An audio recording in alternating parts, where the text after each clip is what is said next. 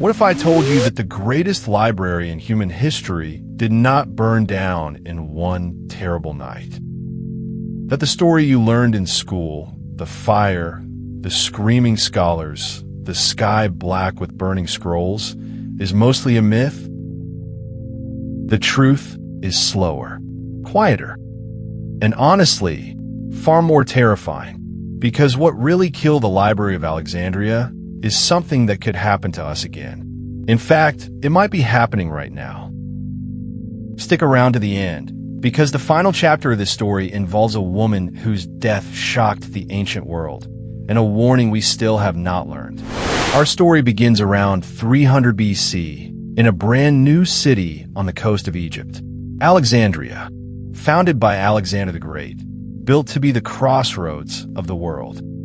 When Alexander died, one of his generals, Ptolemy, seized Egypt and decided his city would not just rule trade routes. It would rule knowledge itself. So the Ptolemies built something no one had ever seen before. Not just a library, a research machine. The Mausoleum, the Temple of the Muses, where the word museum comes from, housed salaried scholars, laboratories, dissection rooms, an observatory, even a zoo. And at its heart, the Great Library. At its peak, estimates say it held anywhere from 40,000 to 400,000 scrolls. In a world where a single book took months to copy by hand, this was the internet of the ancient world. Now, how do you fill a library like that? The Ptolemies had a policy that historians still can't quite believe. Every single ship that docked in Alexandria was searched, not for weapons, not for contraband, for books. Any scroll found on board was seized on the spot and copied by royal scribes. And here is the outrageous part. The library kept the originals. The owners got the copies. Ptolemy III once borrowed the official master texts of the great Greek tragedies from Athens, leaving a massive silver deposit as guarantee. He never returned them. He kept the originals, sent back copies, and told Athens to keep the silver. That is how badly Alexandria wanted to own every idea on Earth. And it worked. For about 3 centuries, Alexandria was the smartest place on the planet. Eratosthenes calculated the circumference of the Earth using shadows and geometry, and he was off by only a few percent, 17 centuries before Columbus. Aristarchus proposed that the Earth orbits the Sun 1,800 years before Copernicus. Herophilus mapped the human nervous system. Euclid wrote the geometry textbook that schools still teach today. Hero of Alexandria described a working steam engine, the Eolipile, 17 centuries before the Industrial Revolution. Think about that. The ancient world stood at the edge of modernity. So what went wrong? Enter Julius Caesar. It is 48 BC, and Caesar is trapped in Alexandria, caught in an Egyptian civil war between Cleopatra and her brother. Outnumbered, cornered by the harbor, Caesar makes a desperate call. He sets fire to the enemy fleet. The fire spreads to the docks, then to the warehouses. Ancient sources say tens of thousands of scrolls went up in flames. This is the fire everyone talks about, the moment the library supposedly died. Except it didn't.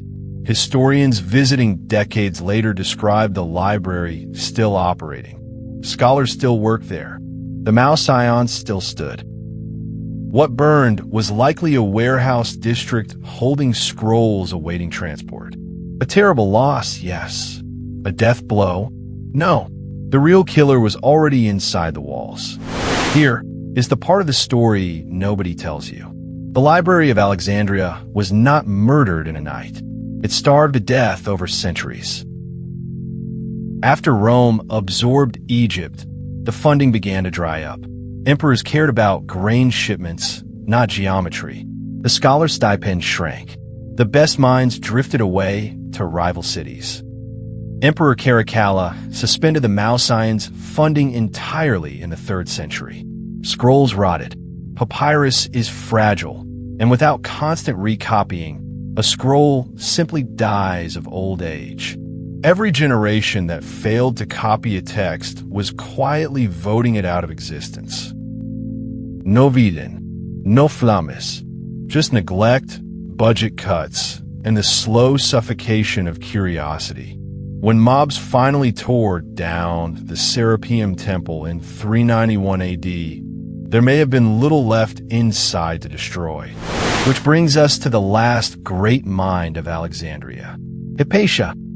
A mathematician, astronomer, and philosopher, she taught students of every religion in a city tearing itself apart along religious lines.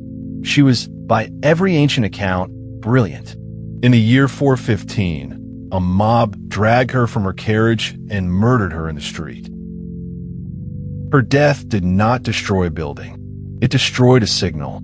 It told every scholar left in Alexandria that the age of asking questions was over.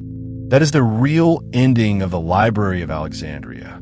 Not fire, fear, and silence. So why does a 2,000-year-old library matter to you right now?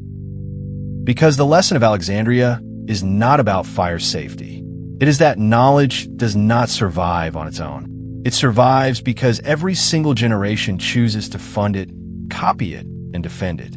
Dead links, DDT d'archives, defunded research, formats nobody can open anymore. Digital papyrus rots too. The librarians of Alexandria thought their collection was too big to fail. Nothing is. If this story changed how you see history, share it with someone who still believes the one-night fire myth. Subscribe for more stories where the truth turns out stranger than the legend. Because history does not repeat itself. But it definitely rhymes. See you in the next one.